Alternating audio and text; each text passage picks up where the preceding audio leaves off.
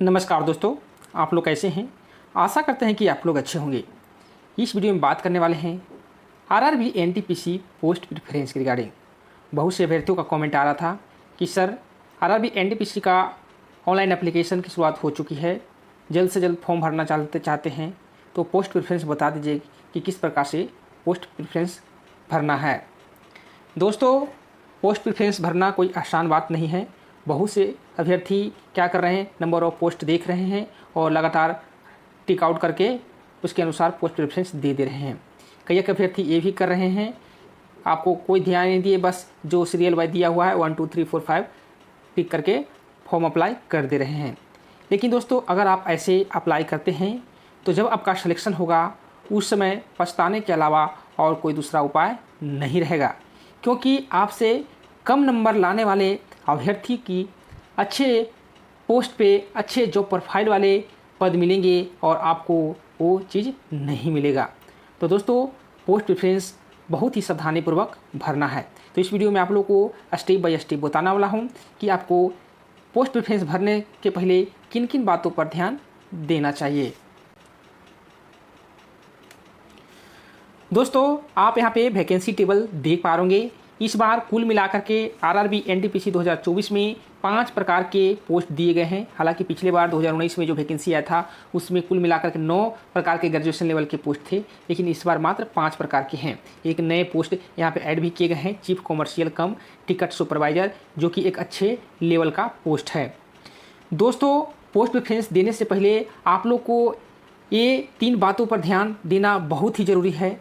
सबसे पहले आपका जो है मेडिकल स्टैंडर्ड, आपको मेडिकल स्टैंडर्ड देखना बहुत ही ज़रूरी है। जैसे कि यहाँ पे आप देख पा रहे, यहाँ पे मेंशन किया गया है मेडिकल स्टैंडर्ड, यहाँ पे पोस्ट वाइज दिया गया है। जैसे आपका सीसीटीएस का जो मेडिकल स्टैंडर्ड है B2 है, स्टेशन मास्टर का A2 है और गुड्स ट्रेन वेंडर का भी A2 है, और यहाँ पे जूनियर यानी JJA और सीनियर क्लर्क कम टाइपिस्ट का यहाँ पे C2 है। तो दोस्तों, बहुत से अभ्यर्थियों को तो यही जानकारी नहीं है कि B2 A2 मेडिकल स्टैंडर्ड क्या होता है, इसमें क्या क्या चेक किया जाता है। तो पहले आपको ये भी बता देता हूँ कि आपका A2 में क्या क्या चेक किया जाएगा।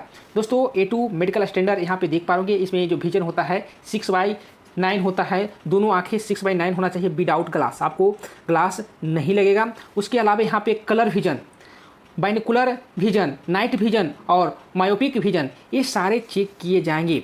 अगर इसमें कहीं भी आपको फॉल्ट है तो सबसे पहले आपको A2 विजन वाला पोस्ट प्रेफरेंस भूल के नहीं देना है। वही A3 की अगर बात करें तो A3 में यहाँ पे देख पा रहे आपका आई साइट 6/9 दोनों होना चाहिए, विदाउट ग्लास होना चाहिए। और यहाँ भी आप लोग का देख सकते हैं colour vision, binocular vision, night vision और मायोपिक विजन आपको जांच किया जाएगा। अगर यहाँ भी आपको कोई दिक्कत है तो आपको A3 मेडिकल स्टैंडर्ड वाला नहीं देना है। वही B2 वाला में यहाँ पे देख पा रहे आपका, अगर एक आई साइट 6/9 है और दूसरा 6/12 है आपका विथ और विदाउट ग्लास, अगर आप ग्लास लगा करके चश्मा लगा करके भी अगर आपका आँख 6/9 या 6/12 हो जाता है तो आपका B2 मेडिकल स्टैंडर्ड दे दिया जाएगा। इसमें आपको कलर विजन आपको नहीं चेक किया जाएगा, सिर्फ यहाँ पे आपका बाइनोकुलर विजन टेस्ट किया जाएगा। तो दोस्तों, जिन अभ्यर्थियों को कलर विजन, बाइनोकुलर विजन अगर है तो कदापि भी आप फर्स्ट प्रेफरेंस में A2 मेडिकल स्टैंडर्ड वाले और A3 मेडिकल स्टैंडर्ड वाले नहीं दीजिएगा। वही B2 मेडिकल स्टैंडर्ड आपका समान है। अगर सिंपल चश्मा चढ़ा हुआ है, अगर 4 डायप्टर से कम का, तो आपको कोई दिक्कत नहीं है, आप फिट हो जाइएगा। हालांकि यहाँ पे C2 मेडिकल स्टैंडर्ड वाला में आप अगर क्वालिफाई हैं तो आपको हर हाल में न किसी प्रकार से आपको C2 कैटेगरी में आपको फिट कर दिया जाएगा, बशर्ते और शरीर में कोई दिक्कत नहीं हो। इसके अलावा बहुत सी जांच होता है, पर आई साइट में आपको कोई दिक्कत नहीं होगा, क्योंकि आपको यहाँ पर चश्मा आपको देख सकते हैं मेंशन कर दिया गया है। तो दोस्तों, सबसे पहले मेडिकल स्टैंडर्ड देखना जरूरी है और नोटिफिकेशन में भी साफ साफ मेंशन कर दिया गया है कि वैसा कोई भी मेडिकल स्टैंडर्ड का पोस्ट प्रेफरेंस फर्स्ट में ना रखें जो आप उसके लिए एलिजिबल नहीं हैं। आपको मालूम चला कि आपका आई साइट C2 कैटेगरी में आता है या B2 कैटेगरी में आता है और आप पहले स्थान पर A2 मेडिकल स्टैंडर्ड वाले पोस्ट दे रहे हैं, तो दोस्तों उस समय आपको दिक्कत की सामना करना पड़ सकता है। दोस्तों दूसरी बात जो ध्यान रखना है आपका जॉब प्रोफाइल के बारे में कि कौन सा पोस्ट कौन से लेवल का है, पोस्ट का जॉब प्रोफाइल कैसा है। इसमें बहुत से ऐसे अभ्यर्थी हैं जो सोचते हैं कि हमसे ज़्यादा से ज़्यादा सैलरी मिले। जैसे यहाँ पे जो गुड्स ट्रेन मैनेजर है, यहाँ पे सैलरी आपको अच्छे खासे मिलेंगे, पर दोस्तों आपका जो जॉब प्रोफाइल है उतना बेहतर नहीं है। आपको बराबर घर से बाहर रहना पड़ेगा, आपको फैमिली के टाइम देने का मौका नहीं मिलेगा। उसके अलावा कुछ ऐसे पोस्ट हैं जो बिल्कुल ऑफिशियल है, जैसे JJA का जूनियर अकाउंट असिस्टेंट कम टाइपिस्ट। ये जो पोस्ट है आपका बिल्कुल ऑफिशियल है। एक सप्ताह में मात्र 5 दिन आपको ड्यूटी करना है और आप 9 बजे जाएंगे और 6 बजे आपका छुट्टी हो जाएगा। No night duty, no national holiday की ड्यूटी, आपको ये सब कुछ नहीं करना है। सिंपली आपको DRM ऑफिस में हेडक्वार्टर में आपको ड्यूटी करना होता है। उसके अलावा यहाँ पे देख सकते हैं सीनियर क्लब कॉमर्शियल कम टिकट सुपरवाइजर। दोस्तों इसमें 6 भागों में डिवाइड किया गया है। आपका पोस्टिंग बड़े बड़े स्टेशनों पर एक सिटी वाइज सिटी में आपको किया जाएगा। एक चीफ कॉमर्शियल कम टिकट सुपरवाइजर के आपके जॉब प्रोफाइल के बारे में मैं वीडियो भी बना दिया हूँ, वहाँ से आप चेक कर सकते हैं किस प्रकार का पोस्ट है, इसमें आपका क्या कार्य करना होता है। स्टेशन मास्टर आप लोग को पता ही होगा, ये स्टेशन मास्टर पूरा स्टेशन का मालिक होता है, पर दोस्तों उनके पास में जो प्रेशर होता है काफ़ी होता है, क्योंकि पूरे स्टेशन पर जितने भी ट्रेनों का आवागमन हो रहा है, अन्य कोई भी एक्टिविटी हो रहा है, उन सारी एक्टिविटी को कंट्रोल स्टेशन मास्टर को करना होता है। तो दोस्तों सिंपली आप यहाँ पे जॉब प्रोफाइल के बारे में भी समझ गए होंगे कि कौन से पोस्ट को क्या होता है। तो दोस्तों जिन अभ्यर्थियों को अगर आई साइट में प्रॉब्लम है, अगर कलर विजन है या आपको चश्मा लगा हुआ है, तो फर्स्ट और सेकेंड में आपको तो ये स्टेशन मास्टर और गुड्स ट्रेन मैनेजर का पोस्ट तो बिल्कुल नहीं देना है। यहाँ पे अगर B2 मेडिकल स्टैंडर्ड आप क्लियर कर पा रहे हैं तो फर्स्ट नंबर पर आप चीफ कॉमर्शियल कम टिकट सुपरवाइजर को फर्स्ट नंबर पर दे सकते हैं। लेकिन कुछ यहाँ पे अभ्यर्थी जो हैं स्टेशनों पर ड्यूटी नहीं करना चाहते हैं, नाइट ड्यूटी नहीं करना चाहते हैं, जो होते हैं कि ऑफिशियल ड्यूटी हो, टाइम से ऑफिस जाएं और समय से घर आ जाएं, तो दोस्तों फर्स्ट नंबर पर इन अभ्यर्थियों को लेवल 5 का पोस्ट ही देना पड़ेगा, जो कि है जूनियर अकाउंट असिस्टेंट कम टाइपिस्ट है। लड़कियों के खास करके ये जो पोस्ट है काफ़ी ही बेहतरीन है, आप दे सकते हैं। आपको सिंपली DRM ऑफिस में ड्यूटी करना होगा, आपको कोई ज़्यादा परेशानी नहीं होगा।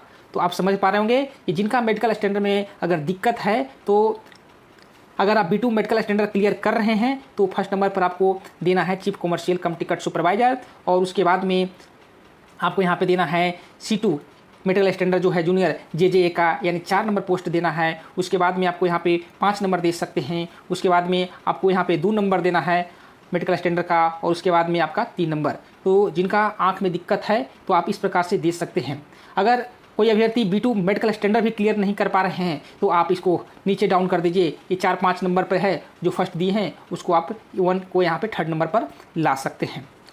ये उनका है जो जिनका आँख में प्रॉब्लम है, कलर ब्लाइंडनेस है या अन्य कोई दिक्कत है। जिन अभ्यर्थियों को मेडिकल स्टैंडर्ड में कोई दिक्कत नहीं है उनके लिए आपको बताना चाहूँगा कि यहाँ पे 2 चीज़ें हैं। यहाँ पे आपको देखना है, एक है चीफ कॉमर्शियल कम टिकट सुपरवाइजर और एक स्टेशन मास्टर। तो दोस्तों इस कंडीशन में आपको फर्स्ट नंबर पर आपको CCTS को ही देना चाहिए, क्योंकि इसमें कोई अन्य एग्ज़ाम नहीं है। स्टेशन मास्टर में आपको CBAT देना होगा, आपको साइको देना होगा, पर दोस्तों आपको चीफ कॉमर्शियल कम टिकट सुपरवाइजर में आपको कोई एग्ज़ाम नहीं है। अगर आपके अच्छे मार्क्स आते हैं तो आपको डायरेक्ट सिलेक्शन होगा। तो दोस्तों फर्स्ट नंबर पर आप ये देख सकते हैं और दूसरे नंबर पर आप स्टेशन मास्टर को दे सकते हैं। उसके बाद में दोस्तों आप गुड ट्रेन मैनेजर को आप कंसीडर कर सकते हैं। अगर आप सोचते हैं कि नहीं हम ट्रेन में ड्यूटी कर लेंगे, हमें पैसा चाहिए, हमें ज़्यादा कोई परेशानी नहीं है, तो उस कंडीशन में आप यहाँ पे 3rd नंबर पर दे सकते हैं। नहीं तो आप फर्स्ट नंबर पर भी कर सकते हैं। अगर ज़्यादा इंटरेस्टेड हैं, आप ट्रेन मैनेजर बनना चाहते हैं तो ये 3rd पर चला जाएगा और उसके बाद में आपको फर्स्ट सेकेंड पे ये दे सकते हैं। उसके बाद में आपका 4th नंबर पर आपका जो हो गया आप दे सकते हैं JJA का, और 5 नंबर पर आप सीनियर क्लर्क को दे सकते हैं।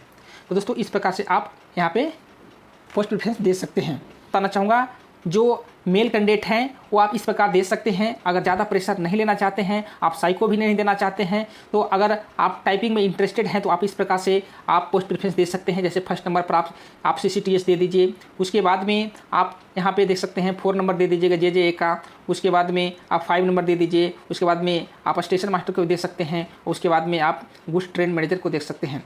अगर आपको अच्छा जो प्रोफाइल चाहिए तो आपके कोई दिक्कत ना हो, आपको ज़्यादा बर्डन वाला जो पोस्ट है उसको आप नीचे रखिए।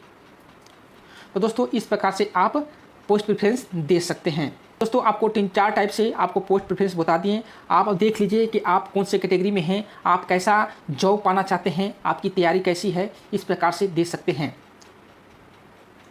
तो दोस्तों आशा करते हैं कि जो पोस्ट प्रेफरेंस बता रहे होंगे आपको समझ में आ गया होगा। इन सभी बातों पर ज़रूर आप ध्यान दीजिए। नंबर ऑफ स्टेज एग्ज़ाम पर भी आप लोग ज़रूर ध्यान दीजिएगा। अगर आप चाहते हैं कि नहीं हमें इस 2 स्टेज में ही आपका फाइनल हो जाए, तो दोस्तों उसके लिए तो आपको यहाँ पे पता ही है कि सिर्फ चीफ कॉमर्शियल कम टिकट सुपरवाइजर है, उसके बाद में गुड्स ट्रेड मैनेजर है। यही 2 पोस्ट है जिसमें सिर्फ पीटी और मेंस होगा। उसके अलावा मेडिकल होगा। तो मेडिकल तो सभी में होगा, लेकिन अदर जो पोस्ट है station master, junior account assistant कम टाइपिस्ट, सीनियर क्लर्क कम टाइपिस्ट, तो स्टेशन मास्टर में आपको साइको टेस्ट होगा और इसमें आपको टाइपिंग टेस्ट होगा। पर दोस्तों टाइपिंग यहाँ पे ज़्यादा टफ नहीं है। मात्र 30 वर्ड प्रति मिनट आपको इंग्लिश में टाइपिंग चाहिए और हिंदी में आपको 25 वर्ड पर मिनट चाहिए। तो दोस्तों ज़्यादा कोई टफ टाइपिंग नहीं है। आप सिंपल अगर तैयारी कर लेते हैं 5-6 महीने तो आप आराम से इसे क्लियर कर सकते हैं। तो आशा करते हैं कि जो पोस्ट प्रेफरेंस आप लोग को बताएं समझ में आ गया होगा। बाकी आप लोग देख लीजिएगा, आप लोग अपने भी दिमाग लगा लीजिएगा कि हमें किस कैटेगरी में रहना है